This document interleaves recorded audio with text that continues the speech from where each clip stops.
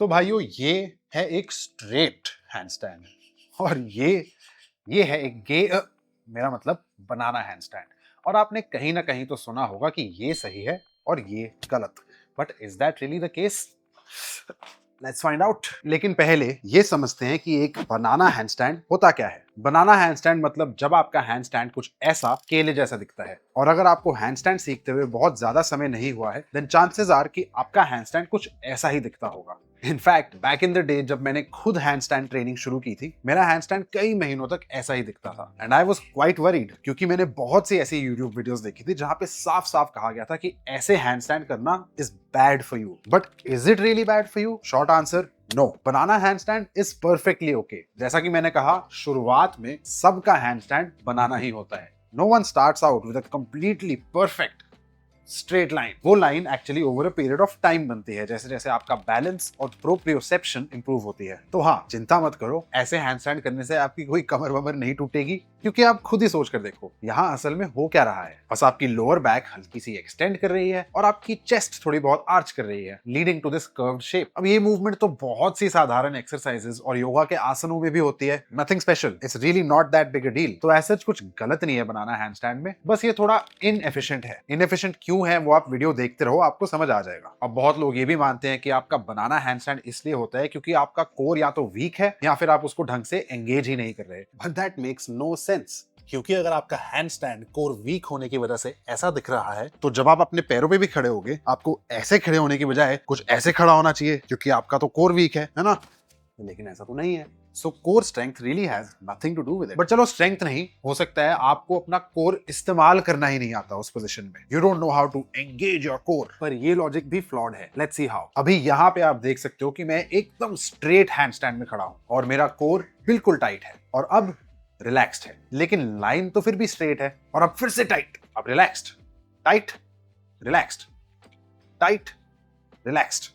तो जैसा कि आप देख सकते हैं, कोर एंगेज्ड है या नहीं उसका लाइन पे कोई फर्क नहीं पड़ता। असल में there are only two reasons why you have a banana handstand. पहला है लैक ऑफ प्रोप्रियोसेप्शन और दूसरा है लैक ऑफ शोल्डर मोबिलिटी। पहले रीजन के बारे में बात करते हैं। प्रोप्रियोसेप्शन मतलब एक फैंसी वर्ड फॉर अवेयरनेस।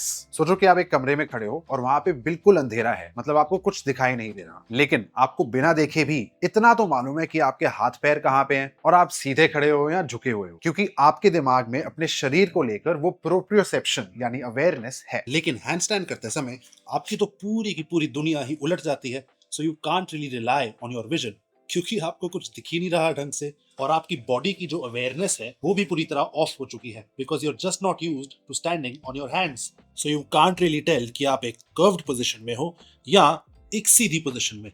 तो जो चीजें आप अपने पैरों पे खड़े खड़े बड़े आराम से कर लेते हो by just doing the thing, वो हैंडस्टैंड करते समय शायद उतने आराम से आप ना कर पाओ, क्योंकि आप उस पोजीशन के यूज्ड टू ही नहीं है। वो जो अवेयरनेस या प्रोप्रियोसेप्शन है वो आपको विद टाइम एंड प्रैक्टिस ही आएगी, और वो डेवलप करने के लिए वॉल ड्रिल्स तो बहुत ज्यादा यूजफुल है। ये ड्रिल्स मैंने एक पिछली वीडियो में भी कवर की हुई है, आप यहाँ पे जाके देख सकते हैं। लेकिन दूसरे कारण के बारे में बात करते हैं जिसकी वजह से ज्यादातर लोगों का हैंडस्टैंड ऐसा दिखता है, और वो है शोल्डर मोबिलिटी। अब शोल्डर मोबिलिटी का मतलब यहाँ पे जनरल शोल्डर फ्लेक्सिबिलिटी नहीं है। हैंडस्टैंड के केस में शोल्डर मोबिलिटी मतलब the ability to take your hands over your head completely without any sort of compensations. ये टेस्ट करने का एक बड़ा सिंपल तरीका है। कोई भी दीवार ढूंढो और उसके सहारे ऐसे खड़े हो जाओ, पैरों को थोड़ा सा आगे ले जाओ such that your back is completely pressed against the wall, मतलब लोअर बैक के नीचे बिल्कुल भी जगह नहीं होनी चाहिए। और फिर यहां से अपने हाथों को ऊपर लेके जाओ। अगर आपसे पूरी तरह ऊपर जाया जा रहा है और आपके हाथ दीवार को छू रहे हैं, दैट मीन्स आपके शोल्डर्स में वो मोबिलिटी है। लेकिन अगर आपसे पूरी तरह ऊपर नहीं जाया जा रहा और आपके हाथ कुछ यहां अटक रहे हैं, दैट मीन्स आपके शोल्डर्स में वो मोबिलिटी लैकिंग है। And the only way you can take your shoulders all the way up is by making certain compensations, जैसे कि बैक का आर्च हो जाना और चेस्ट का फ्लेयर हो जाना, which are the exact compensations we make when we are in a banana handstand। देखो, हैंडस्टैंड में आप तब बैलेंस कर पाते हो जब आपका सेंटर ऑफ मास आपके बेस ऑफ सपोर्ट के ऊपर होता है, अगर आपके शोल्डर्स में मोबिलिटी है तो आप अपने कंधों को पूरी तरह सर के ऊपर लेके जा सकते हो और इस पोजीशन को आप होल्ड कर सकते हो। लेकिन जब आपके शोल्डर्स में मोबिलिटी नहीं होती तब आपके शोल्डर्स इस ओवरहेड पोजीशन में पूरी तरह खुलते ही नहीं है। तो फिर बैलेंस मेंटेन करने के लिए यानी सेंटर ऑफ मास को बेस ऑफ सपोर्ट के ऊपर रखने के लिए हमारी बॉडी ऑटोमेटिकली ये कॉम्पेंसेशंस करती है by going into this banana position. क्योंकि अगर आप अपनी बैक को ऐसे आर्च नहीं करोगे तो फिर बैलेंस तो बिगड़ जाएगा and you will simply and up coming down. हाँ, अगर आपके शोल्डर्स बहुत ताकतवर हैं तो आप बिना किसी आर्च के भी ऐसी एक मिनी प्लांच टाइप पोजीशन को होल्ड कर सकते हैं। Mini planche because you can see कि मेरे शोल्डर्स मेरे रिस्ट के काफी आगे हैं और मैं बेसिकली अपने शोल्डर्स की स्ट्रेंथ के बल पे हैंड स्टैंड कर रहा हूं and this genuinely requires very strong shoulders. आप यहाँ पे देख सकते हैं मेरा एक क्लाइंट है, वो भी ऐसे ही हैंड स्टैंड होल्ड करता है क्योंकि उसके शोल्डर्स अभी उतने मोबाइल नहीं है लेकिन उसमें स्ट्रेंथ है इस पोजीशन को होल्ड करने की। जब मैं हैंड स्टैंड सीख रहा था मेरे में वो स्ट्रेंथ नहीं थी, इसीलिए मैं ये वाली कॉम्पेंसेशन करता था, मतलब अपनी बैक को आर्च करना, और ज्यादातर लोग भी यही करते हैं। Now like I said before, इस पोजीशन में एज सच कोई खराबी नहीं है। Compared to a straight handstand it's just inefficient, क्योंकि इस स्ट्रेट पोजीशन में आप देख सकते हैं कि आपके सारे मेजर जॉइंट्स एक दूसरे के ऊपर स्टैक्ड हैं, तो इंडिविजुअली इन जॉइंट्स को उतना काम नहीं करना पड़ रहा to maintain your centre of mass over your base of support. Because of this you experience less torque on each joint और आपको उतनी मेहनत नहीं करनी पड़ रही to maintain balance and keep your centre of mass over your base of support. अब इस बनाना हैंडस्टैंड को देखो, यहाँ पे आप देख सकते हैं कि your joints are not stacked, because of which there is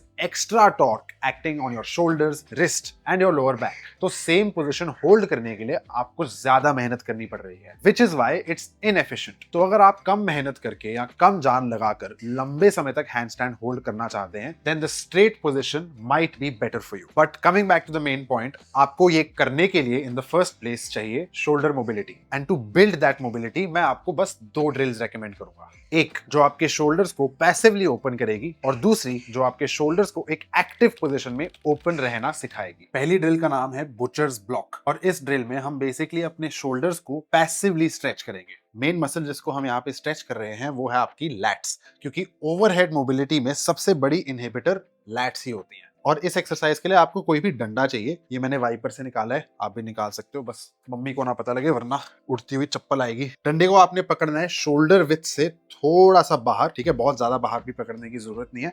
और कोई भी एलिवेटेड सरफेस चाहिए आपको, मैं यहाँ पे बॉक्स का इस्तेमाल कर रहा हूँ, पर आप एक बेंच या सिंपल चेयर का भी इस्तेमाल कर सकते हैं। तो डंडे को पकड़ो, अपनी चेस्ट को ऐसे हॉलो करो और फिर नीचे की ओर पुश करो। इस पोजीशन को आपने होल्ड करना है 20 से 30 सेकंड के लिए, और आपने ध्यान देना है कि आपकी बैक ऐसे आर्च नहीं हो रही। बहुत से लोग क्या करते हैं ना, और नीचे जाने के लिए अपनी बैक को आर्च कर देते हैं और उन्हें लगता तो है कि उनको एक्स्ट्रा रेंज ऑफ मोशन मिल रही है, बड़ा अच्छा स्ट्रेच आ रहा है, पर असल में जो हैंडस्टैंड पोजीशन में ओवरहेड मोबिलिटी के लिए आपको स्ट्रेच लाना है, उसके लिए you need to keep your chest hollow. इस पोजीशन में आ जाओ, चेस्ट को करो हॉलो और नीचे जाके होल्ड करो। आपको सबसे ज्यादा स्ट्रेच यहाँ पे अपनी लैट्स पे ही फील होगा। मुझे तो बड़ा भयंकर स्ट्रेच फील हो रहा है। इसको 20 से 30 सेकंड के लिए होल्ड करो। Make sure you are breathing properly. Pain होने लगे शोल्डर में कहीं पे भी तो जबरदस्ती होल्ड करने की जरूरत नहीं है, देन यू शुड स्टॉप।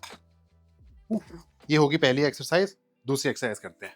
दूसरी एक्सरसाइज का नाम है फ्रंट बॉडी लाइन ड्रिल, और इसके लिए भी आपको एक डंडा चाहिए। आपको टी शर्ट उतार के करने की जरूरत नहीं है, मैं तो सिर्फ इसलिए उतार रहा हूँ ताकि आपको दिख पाए कि बॉडी की पोजीशन क्या होनी चाहिए। और क्योंकि आप फेस डाउन लेटोगे यहाँ पे, प्रेफरेबली आपके पास एक योगा मैट होना चाहिए। मेरे पास नहीं है, पता नहीं कहीं खो गया। I am going to do it for you guys on the floor with no yoga mat, because anything for you guys. Again आपको इस डंडे को पकड़ना है शोल्डर विड्थ से थोड़ा सा ही बाहर। इस प्रोनेटेड पोजीशन में भी पकड़ सकते हो और इस सुपेनेटेड पोजीशन में भी पकड़ सकते हो। सुपेनेटेड पोजीशन यानी अंडर हैंड ज्यादा मुश्किल होगी, इसलिए हम प्रोनेटेड पोजीशन में ही पकड़ेंगे। और बेली डाउन फ्लोर पे लेट जाओ। एक बार लेट गए, अपनी नेक को ऐसे न्यूट्रल कर लो, एंड देन अगेन पिछली ड्रिल की तरह सेम चीज करनी है। You have to hollow your chest. जब आप अपनी चेस्ट को ऐसे हॉलो करोगे, यहाँ पे एक स्पेस क्रिएट हो जाएगा। अगर हॉलो नहीं करोगे तो ये स्पेस गायब हो जाएगा। सो हॉलो योर चेस्ट और ऐसे इसके साथ रेजेस करो। ध्यान रखना कि रेजेस करते समय आपको अपने चेस्ट को ऐसे कोलैप्स नहीं होने देना, ऐसे रेजेस नहीं करने, क्योंकि अगर आप ऐसे कर रहे हो तो इसका आपको कोई फायदा नहीं होने वाला। सो follow your chest and lift, relax, lift, relax। तो आप इसको रेजेस की तरह भी कर सकते हो या फिर होल्ड्स की तरह भी कर सकते हो, जहां पे आप 20 से 30 सेकंड होल्ड करने की कोशिश कर रहे हो। इसमें आपकी अच्छी खासी फटेगी, क्योंकि पिछली पोजीशन में तो आप धक्का देके पैसिवली स्ट्रेच कर रहे थे, पर यहाँ पे आपने एक्टिवली अपने शोल्डर्स को एक अच्छी पोजीशन में लेके आना है। So what I prefer to do is 10 raises, nice and controlled, 5, 6, 7, 8, 9, 10, and then 10-second hold. 3, 4, 5, 6, 7, 8, 9, 10. सबसे पहले तो ये वीडियो बनने के बाद मैं नहाऊंगा, बट एनीवे ये दोनों एक्सरसाइजेस, एक जो आपके शोल्डर्स को पैसिवली स्ट्रेच करेगी और दूसरी जहां पे आप उस पोजीशन को एक एक्टिव रेंज में प्रैक्टिस करोगे। दोनों एक्सरसाइजेस आपको लगातार लगानी है सुपरसेट की तरह, और 2 से 3 सेट करने हैं। इंस्टेंट फर्क महसूस होगा आपको ये दोनों एक्सरसाइज करने के बाद, I promise you. And that's it. इन दोनों ड्रिल्स को रेगुलरली प्रैक्टिस करते रहो and just give yourself some time. आपकी हैंडस्टैंड लाइन जरूर इंप्रूव होगी। अगर आप अपने बनाना हैंडस्टैंड को लेकर घबरा रहे थे, देन आई होप इस वीडियो से आपको कुछ नया सीखने को मिला हो। अगर आप हैंडस्टैंड्स को लेकर थोड़े और डिटेल वाले ट्यूटोरियल्स देखना चाहते हो, then let me know in the comments below. तब तक के लिए स्टे इन्फॉर्म्ड, ट्रेन स्मार्ट और मिलते हैं अगली वीडियो में।